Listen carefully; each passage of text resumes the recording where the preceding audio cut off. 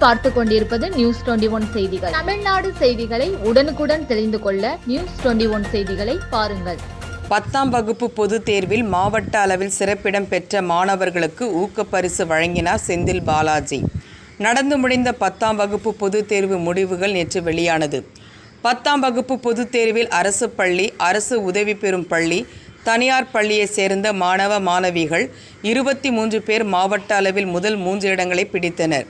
சிறப்பாக தேர்வு எழுதி அதிக மதிப்பெண் பெற்ற மாணவர்களை இன்று முன்னாள் அமைச்சரும் கரூர் சட்டமன்ற உறுப்பினரும் ஆன செந்தில் பாலாஜி தனது சட்டமன்ற உறுப்பினர் அலுவலகத்திற்கு அழைத்து அவர்களுக்கு பொன்னாடை அணிவித்து ஊக்கத்தொகை வழங்கி வாழ்த்து தெரிவித்தார். வாழ்த்துக்களையும் ஊக்கத்தொகையும் பெற்றுக்கொண்ட மாணவர்கள் செந்தில் பாலாஜிக்கு நன்றி தெரிவித்தனர். இந்த நிகழ்ச்சியில் மாணவர்களின் பெற்றோர்களும் தனியார் பள்ளி கல்வி நிறுவனத்தின் தாளாளர் மற்றும் பள்ளியின் முதல்வர்கள் கலந்து கொண்டனர். நியூஸ் 21 தமிழ்நாடு செய்திகளுக்காக சதீஷ்.